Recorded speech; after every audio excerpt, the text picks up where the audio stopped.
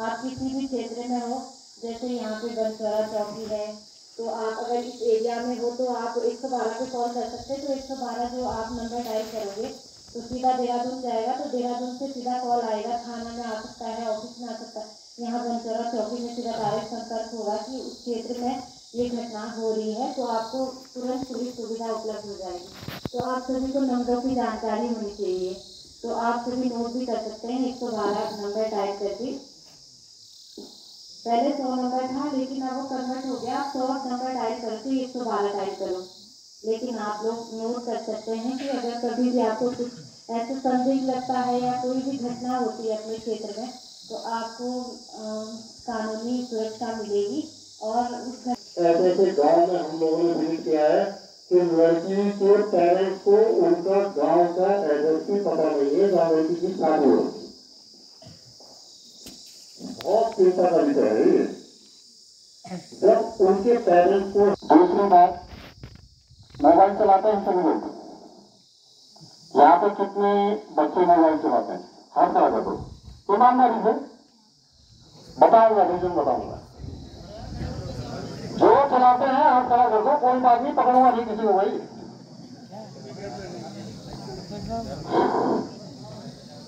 Mobile चलाना कोई बुरी आदत नहीं है। मोबाइल को सही तरीके से चलाना मेन बात है। आप कभी भी ब्राउजर जानते हो? ब्राउजर कौन कौन जानते हैं? ब्राउजर किसी चीज को सर्च करना पड़ता है, तो ब्राउजर इंजन जो होता है तो उसको सर्च करके आपको दिखाता है क्या चीज है। अच्छा, फोन के लिए सबसे इम्पोर्टेंट चीज क्या है बताइए कोई? फोन के लिए सबसे इम्पोर्टेंट चीज बताओ, कोई भी बताओ। वो बता दे सॉफ्टवेयर देखो। और कोई बताएगा? इंटरनेट देखो, वो लड़की बहुत सही। अगर आपके पास इंटरनेट नहीं है तो फोन एक प्लास्टिक का टुकड़ा है, कुछ नहीं कर सकते आप बिना करके। बताऊंगा, अरे जो खेलते हैं हाथ खड़ा कर दो, बताऊंगा, बात बताऊंगा।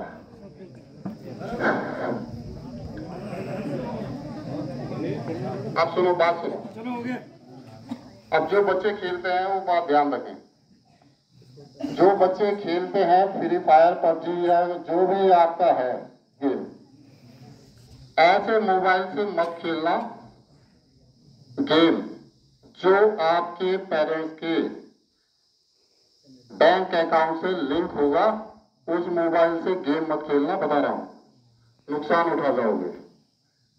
उत्तरकाशी में वर्ष 2020 में फ्री फायर खेलने वाले लड़के ने, टॉपअप जानते हो ना, फ्री फायर वाले जानते ही होंगे, उसने टॉपअप किया अपने फादर के अकाउंट के मोबाइल से, गूगल पे चला के 1,20,000 रुपए की कटौती हो गई उसकी। 1,20,000 रुपए कमाने के लिए ना, अगर वो नॉर्मल भी काम कर रहा होगा तो 12 महीने लगेंगे, 1 साल, और उसने 1 सेकेंड में उड़ा दी हो। तो ध्यान रखें, ऐसे मोबाइल से ना खेले जिसमें कि आपके पेरेंट्स के अकाउंट लिंक हो, गूगल पे, फोन पे, पेटीएम, ये जो भी है, ठीक है, ध्यान रखना। कभी भी आप कोई ऐप इंस्टॉलेशन करते हैं, सभी लोग करते हैं। ऐप इंस्टॉलेशन का जब आता है आपको, तो खुलता है उसका प्रोसीजर, तो अलाउ मांगता है, अलाउ, है ना। और नोट में भी आता है उसमें दूसरा ऑप्शन। अगर आपको कभी भी कोई भी एप्लीकेशन या आपका सर्वर खुला है, अगर आपको समझ नहीं आ रहा है, चाहे बैंक से हो चाहे किसी से हो, अगर आपको समझ नहीं आया तो उसको नो कर दें। कभी भी अगर आप उसको समझ नहीं पा रहे हैं तो उसमें 2 ऑप्शन आते हैं, यस और नॉट नो, तो आप नॉट नो पे क्लिक करें हमेशा। नॉट नो का मतलब क्या होगा बताएगा कोई भी? नहीं, नेटवर्क जो होता है इसका मतलब ये है कि अभी नहीं चाह रहे हैं उस चीज को ना। अगर बैंक से कॉल आ गई तो आपने नहीं आया, तो आपने नोट कर दिया, तो आप बैंक जाके उसको ओके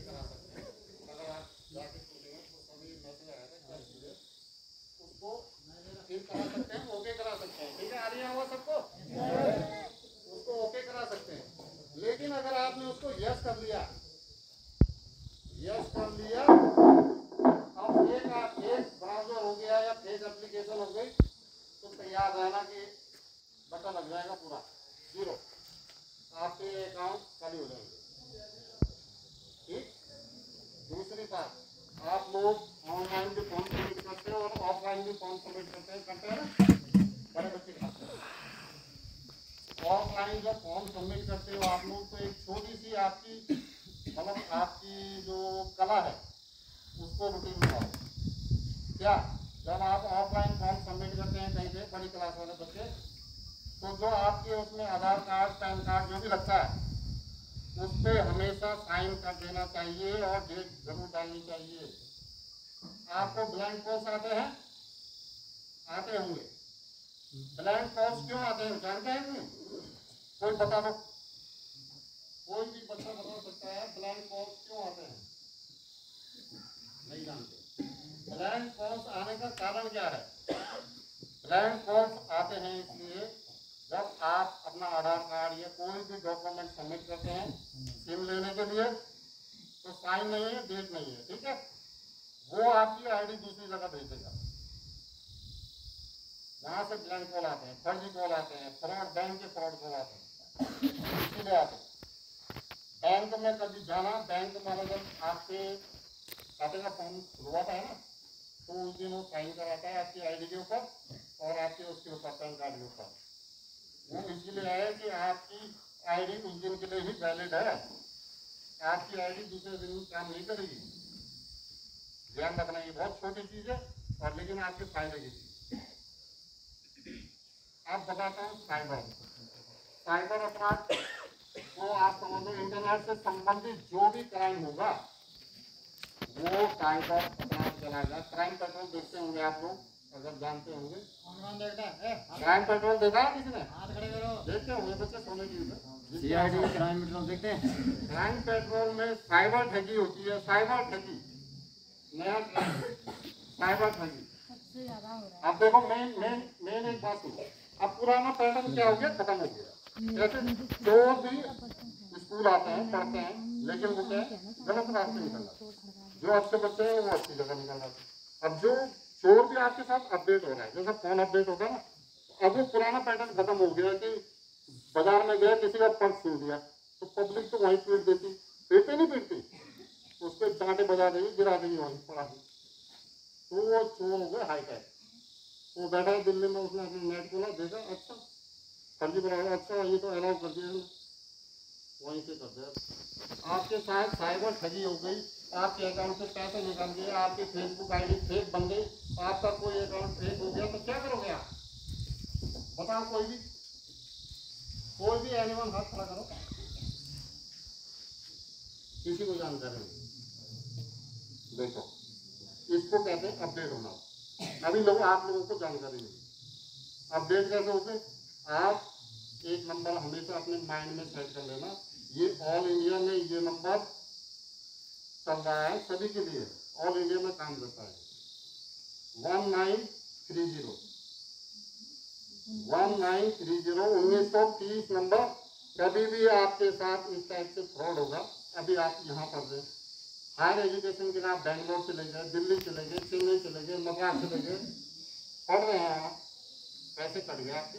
अगर आपको जानकारी नहीं होगी तो आप घूमोगे, सर मेरी एप्लीकेशन दे दो, क्या करेंगे? कुछ कोई नहीं देता ध्यान। लेकिन नेट सिस्टम ऐसा हो गया, आप 1930 पे कॉल करेंगे, ऑल इंडिया का नंबर है 1930, कभी भी ध्यान रखना। किसी के परिचित के साथ, ठीक है आप जागरूक हो गए, आपको पता चल गया क्या मैं क्या कर सकता हूँ, आपको पता चल गया, आपके चाचाताओं के साथ हो गया, आपको पता होना चाहिए कि मैं उसकी मदद कैसे कर सकता हूँ। पढ़े लिखे लोगों के साथ भी हो जाता है तो, लेकिन शिक्षित होना। तो जैसे मैंने वो बच्चे वाली बात बताई थी, 1,20,000 रुपये घटे, उसके पिताजी एजुकेटर थे, पढ़े लिखे थे, उन्होंने 1930 पे कॉल करी, उसके पिताजी के पैसे वापस आए, लेकिन थोड़ा समय लग गया, थोड़ा टाइम लगता है, थोड़ा कार्यवाही जो चलती है उसके बाद उसमें थोड़ा टाइम लगता है, लेकिन पैसे उसके वापस आए। लेकिन अगर जानकारी नहीं होती उसके पिताजी को 1930 की, तो उसके पैसे डूब गए। पता नहीं उसके पिताजी ने कैसे मेहनत करके वो पैसे इकट्ठे करे होंगे। और पहाड़ी परिवेश में आदमी पैसे कभी भी, चलो उससे पहले चॉकलेट, कुरकुरे, आइसक्रीम सभी को अच्छी लगती है ना, सबको अच्छी लगती है। आप किसी भी बाजार में अपने पेरेंट्स के साथ मेले में जाते हैं, बाजार मेला लगता है, माल मेला लगता है ना, जाते हैं आप, लेकिन एक बात ध्यान रखना, कभी भी किसी अनजान लोगों से अपने लालच के चक्कर में वो चीज़ मत लो। आपने वो चीज़ मेरी अंकल से या आंटी से, ऐसा नहीं कि अंकल ही होंगे, ये उसमें औरतें भी काम करती हैं बच्चों को खाना। तो अगर आपने लालच किया तो आपको उठा लेते हैं, आप बेहोश हो जाते हो, आपको उठा के जाएंगे, बेच देंगे दिल्ली में, बॉम्बे देगा, हैदराबाद, बेंगलोर, कहीं भी बेच देंगे। आपको कितने हजार देंगे? 5,000, 10,000 दोनों बच्चे बेच देंगे। 5-5, 10-10 हज़ार रुपये में छोटे बच्चों को बेचा जाता है। ये तो बेचने तक, उसके आगे फिर और एक और काम होता है। उन बच्चों के साथ पता क्या होता है, उन बच्चों के शरीरों के जो महत्वपूर्ण अंग होते हैं, आँख हो गई, आपकी किडनी हो गई, आपके लंग्स हो गए, ये निकाल कर उन बच्चों को कबाड़ी की तरफ भेज देते हैं और वो जो उनके शरीर के महत्वपूर्ण अंग हैं उनको बेच देते हैं। तो कभी भी छोटे बच्चे लालच मत करो, ठीक है? लालच बुरी बला है, पुरानी कहावत है, तो लालच मत करना। नशे से दूर रहो, नशे से दूर रहोगे। ये कौन देता है? देखो आप क्या कर रहे हो, अगर आप पेरेंट्स को देख के, चाचा को, भाई को देख के बीड़ी पी रहे हो, आज आपने बीड़ी पीना सीख लिया, ठीक है? साल 2 साल में क्या होता है, बीड़ी पीने वाले को लगता है क्या यार बीड़ी, इसको तो बहुत क्या पीते हैं, चरस, वो चरस का भी हो जाता है। फिर वो कुछ साल उसमें रहता है, उसे लगता है यार बेकार नशा है, अब अपनी पी लो, बढ़ता है। नशे से दूर रहो, नशे से दूर रहोगे तो सबसे पहली खुशी क्या होती है, आपके पेरेंट्स को खुशी रहेगी, मेरा बेटा यार नशा तो नहीं करता, चलो पढ़ नहीं रहा है तो कम नशेड़ी तो नहीं है। क्यों सर, गलत बात है, सही बात है?